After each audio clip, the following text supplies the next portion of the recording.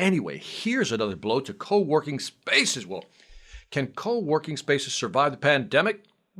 Well, the New York-based co-working provider Notel, which I'd never heard of, which had become a fierce competitor to WeWork, filed for Chapter 11 bankruptcy protection in the United States earlier this week, opting to be taken over by Newmark Group. That comes as a steep drop in office demand is hurting the number of short-term rental businesses. I mean, I see this everywhere. And by the way, this article came off of LinkedIn News. I see this everywhere. Well, I don't know if you see it over there in the UK, but you could drive around here and there's retail lease spaces everywhere. Or signs everywhere. And, you can get, space very cheaply here today. So I think companies are hurting. Business parks are hurting. Because why would I want to go to a business park, be surrounded with people who are coughing and sneezing on me, and have to then queue up to buy stuff when I can just get it from Amazon? Correct. Am I missing something here? Or has Amazon just ruined retail? Because there's not many. Maybe if I'm buying a nice watch or something, like when I bought this watch I've got now, I wanted to go and see it. I wanted that experience of getting a glass of champagne and sitting down and being pampered and stuff like that.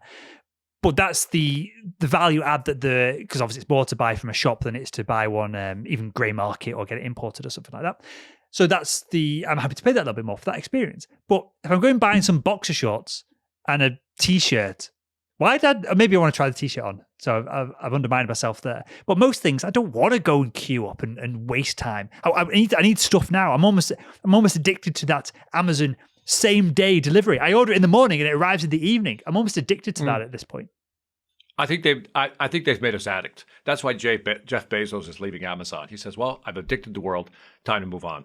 The retail being one side, the office space leasing, which is what this article is really about. It's this office space leasing is now going down because we used to go into these common work areas to work with other people. Now we don't even want to do that. And so all these companies are finding themselves with all this office space. And again, the signs in our neighborhood are just all over the place. It's interesting. So we'll touch on it in perhaps in a few weeks' time. So we have almost secured some new... I'm going to be careful what I say because we need to finalize contracts and there's a few things that need to be clarified as to whether it is commercial space, whether it's residential space and things like this. But I looked at getting some office space and the prices of stuff hasn't come down. The here local in Leeds and Yorkshire in the beautiful UK, everyone's in denial. There's so much open office space and the prices are up on this time last year. So I don't know what they're expecting. And the reason I bring this up is there might be data, there might be something going on in the background where these big office complexes know that there's going to be a rebound. There may be legislation coming. There may be working from, because I don't think there is any in the UK work from home legislation of there's health and safety. There's, even the HR side of things of who provides the screen. If you're working on a laptop, you're going to be hunched over. You can't necessarily do that in an office environment because then you sue them for your bad neck and back and wrists later on in life. So there's all kinds of weird things going on. So maybe these office complexes, these office rental providers, maybe they know something that we don't, Victor. I don't know. I personally don't. You don't sound sold on that at all. No, because I think a lot of companies are realizing, I guess I've had in the last week or so too many conversations with company leaders who've told me we're closing as many deals. And even if we're below close rates, the amount of cost we're saving of people not traveling and working from home offsets that differential. Our profit margins are up. So I think they're in denial. Time to make some adjustments. Time to come up with creative ways to resell that space. Listen, people. And what do we do, Victor? I know that I'm throwing this at you and it's not necessarily your expertise, but how do we fill a big office complex? Perhaps we can come up with interesting ways to fill retail complexes. We need to add experiences. We need to, when you go and buy your box of shorts, you get to have a game of paintball on the way in or something. But how do we repurpose just a big concrete block building of offices? I saw this thing downtown here where I live in Atlanta. I live in a suburb called Alpharetta. They have these plastic domes they put over the tables outside. Have you seen these things? No. It's a plastic dome. It looks like PVC piping with some upholstery, some clear upholstery around it, right? And so it's a small table for about 4 people, and they put a plastic dome over it just so people feel that security. By the way, it's also great for when it gets a little chilly. Maybe some of these buildings will have to repurpose how people access them. That would be my first thing. I would create a giant habit trail, like for hamsters, and then maybe these rooms are individually housed, and you can find a way to get to your room, your office, without having to make contact with somebody else.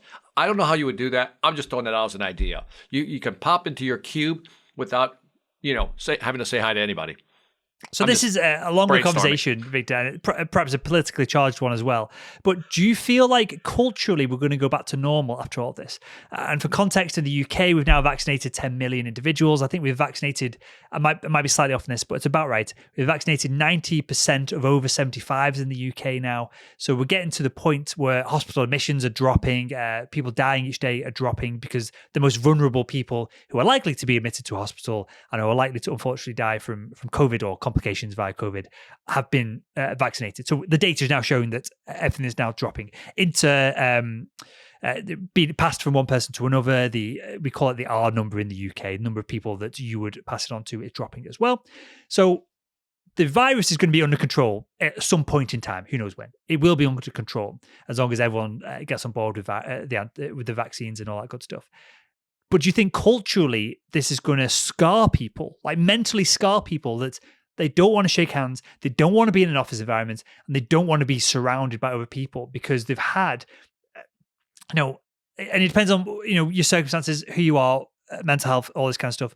But there would be a level of, I can't think the right word to describe it. This is not the right way to describe it, but people have almost had like post-traumatic stress syndrome via being shocked into this. And now I'm not saying people who've been in the military and who've been at war and stuff. I'm not going to try and compare the two, but I don't know the right way to describe it. But people are mentally scarred by some of this. So do you think culturally we're going to go back to normal? Or Victor, do you think that people are just going to refuse to go back into an office environment? Well, first, I don't think the phrase post-traumatic stress disorder is just for military purposes. I mean, there's people who go through traumatic experiences who have post-traumatic stress. So I think that is the appropriate phrase. So there's going to be a segment who are going to suffer from that. I'm not going back. But then you're going to have a lot of business leaders who are going to see from what we just talked about, I don't want to send them back. So we're not doing that either. And so even as we're moving through the vaccination process, again, I think, one, we're not going back. We're just not to 100% of what we used to do. And so I think it's moving in the right direction. I don't know what the vaccination rate here is, but I just hear too many people talking about, I hear people reminiscing about, can't wait to go back, can't wait to get together with people. And that's great. But I hear more people saying, I kind of like this. So I think it's going to be different. Well, what it will look like, I have no idea, but I kind of like the direction we're going in. I mean, from an environmental standpoint, we're driving less. We're probably damaging the ecosystem less. So I think that's a big plus. People are spending probably more time with their kids. Now, the downside is that if you totally lock down like California here has a tendency to do, like, all right, you can't go anywhere. Then you have a lot of issues that we're going to find out about later down the road when we look back, whether it's drug, alcoholism, suicides, depressions. I mean, those numbers are kind of going through the roof in some areas. So it's a mixed bag of stuff.